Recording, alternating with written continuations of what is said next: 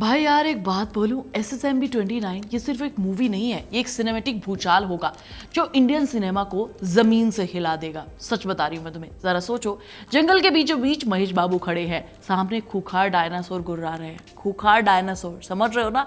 और पीछे तबाही मची हुई है, आग पानी सब कुछ एक ही सीन में। ये सारी चीजें सुनने में भले ही तुम्हें थोड़ी फिल्मी लगे, लेकिन जब डायरेक्टर साहब SS राजामौली होंगे तो ये एक सिनेमैटिक एक्सपीरियंस अपने आप बना देंगे। सबसे बड़ी चीज है कि बाहुबली और RRR जैसी मूवीज के बाद अब वो कुछ नया लेकर आ रहे हैं। SSMB 29 एक ऐसी मूवी है जिस पर 1000 से 1200 करोड़ रुपए झोंक दिए जा रहे हैं। 1200 करोड़, समझ रहे हो? इतनी तो कुछ देशों की GDP भी नहीं होती। ये इंडियन सिनेमा की आज तक की सबसे बड़ी मूवी बन सकती है, सिर्फ इसलिए नहीं कि इसका बजट ज्यादा है। मेरे पास कुछ ऐसे पॉइंट्स हैं, कुछ ऐसी चीजें हैं जिसकी वजह से ये प्रूफ होता है कि राजामौली साहब इस बार हॉलीवुड को हिलाने की तैयारी कर रहे हैं। तो देखो, मूवी का स्केल ऐसा है जो इंडिया में पहले से कभी नहीं देखा गया। RRR में टाइगर था और अब डायनासोर है, और ऐसा कोई सीन नहीं है जिसमें VFX से काम चलाया जा रहा हो। यहां पर रियल जंगल है, रियल सेट है और रियल पसीना बहाया जा रहा है। महेश बाबू का जो रोल है वो हनुमान जी से इंस्पायर्ड बताया जा रहा है। मतलब एक्शन और माइथोलॉजी का कॉकटेल तुम्हें और मुझे मिलने वाला है, जो एक बार स्क्रीन पर छा गया तो भाई उसे भूलना मुश्किल होगा।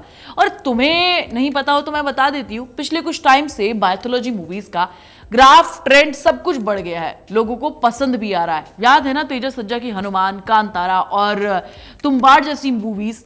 ये सारी मूवीज हमारे माइथोलॉजी से जुड़ी हुई हैं और लोगों को पसंद भी आई है। इनफैक्ट लोगों की पसंदीदा लिस्ट में सबसे ऊपर आती हैं। अब जरा ये भी सुनो कि इस मूवी में एक्शन के लिए करीब करीब 3000 लोग ट्रेनिंग ले रहे हैं।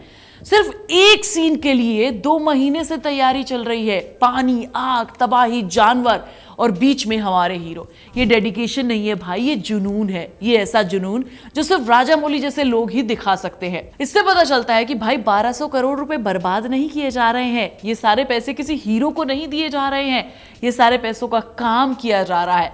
ऐसा नहीं है कि ओम राउत की तरह आदिपुरुष जैसी कोई गलती यहां पर हो जाए, नहीं। इतना ही नहीं, उड़ीसा, अफ्रीका के जंगल में, इनफैक्ट हैदराबाद के जंगलों में भी, मतलब पूरी की पूरी दुनिया में इस मूवी के सेट बना दिए गए हैं। क्यों? सीधा सीधा जवाब है, इस बार गेम इंडिया तक सीमित नहीं रहने वाला।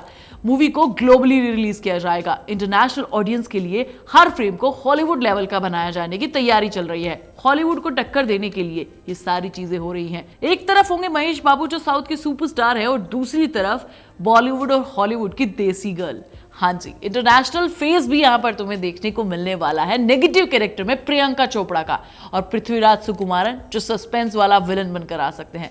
मतलब स्टार पावर भी फुल ऑन है ना? कमेंट करके जरूर बता देना मुझे। और रही बात कहानी की, तो सुनने में भैया मुझे ये आया है कि इसके पहले 2 हिस्से बनाने का प्लान था, लेकिन राजामौली साहब ने कहा ना, नो, बिल्कुल भी नहीं। बोले कि मैं कहानी को एक ही बार में खत्म करना चाहता हूं, बेवजह पार्ट्स नहीं बनाऊंगा। और यही तो फर्क है यार राजामौली साहब में और बॉलीवुड के और साउथ के दूसरे डायरेक्टर्स में, जहां हर कोई कहानी में अगर थोड़ा भी किसी को पोटेंशियल दिखता है तो वो पहले पार्ट से पहले दूसरे पार्ट का अनाउंसमेंट कर देता है। 1 सेकंड नहीं लगाते हैं अपना दूसरा पार्ट का अनाउंसमेंट करने में। सालार हो, पुष्पा हो, कल्कि हो, कोई भी हो, भैया 1 सेकंड नहीं लगाते। और यहां पर राजामौली साहब कह रहे हैं कि नहीं नहीं, हम एक में ही खत्म करेंगे। और इनफैक्ट बॉलीवुड वाले वो तो रीमेक पे रीमेक बनाने में माहिर है यार। यही एक डिफरेंस है एक बढ़िया डायरेक्टर की सोच में और पैसे कमाने वाले डायरेक्टर्स की सोच में। अब सोचो, एक मूवी जो इंडिया को हॉलीवुड से टक्कर दिलाने के लिए काफी है। इस मूवी में एक्शन, इमोशन, माइथोलॉजी और टेक्नोलॉजी का ऐसा मेल होगा जो आपने और मैंने कभी पहले देखा ही नहीं होगा भाई। ये मूवी जो करके दिखाएगी वो इंडिया की सिर्फ रोमांटिक या फैमिली ड्रामा कभी नहीं कर सकती। हम डायनासोर से भिड़ सकते हैं, हम जंगल में लड़ सकते हैं और दुनिया को दिखा सकते हैं कि हम ना किसी से कम नहीं है। और ये सब पॉसिबल हो रहा है राजामौली साहब की वजह से।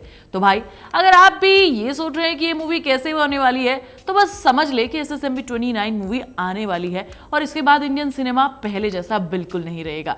और सबसे बड़ी चीज ये कि सारी चीजें साउथ के डायरेक्टर्स कर रहे हैं यार। बॉलीवुड के डायरेक्टर्स के पास तो ये विजन ही नहीं है, हम तो ट्रायंगल में फंसे रह जाते हैं।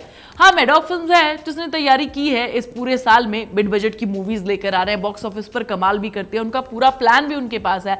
मैडॉक यूनिवर्स जो पूरा का पूरा स्त्री यूनिवर्स बना है, बड़ा होने वाला है। तो भाई ये कहना बिल्कुल गलत नहीं होगा कि ये मूवी कमाल करेंगी, लेकिन जो कमाल राजामौली साहब की मूवी करने वाली है ना, उतना नहीं हो पाएगा। महेश बाबू, प्रियंका चोपड़ा, ये सब इंडियन हिस्ट्री के सबसे बड़ी मूवीज का हिस्सा है। तो रेडी हो जाओ, 2027 में भूचाल आने वाला है और भूचाल का नाम है SSME 29 जो लेकर आ रहे हैं राजामौली साहब। इनकी मूवीज का स्केल कितना बड़ा होता है ये तुम्हें बताने की जरूरत नहीं है, बाकी इसकी भी फुल ऑन तैयारियां चल रही है। तुम्हें SSME 29 का कितना इंतजार है मुझे कमेंट करके जरूर बता देना। मैं तुम्हें नेक्स्ट वीडियो में मिलूंगी, तब तक तुम चैनल को सब्सक्राइब करना, वीडियो को लाइक और शेयर करना, बेल आइकन दबाना मत भूला करो यार।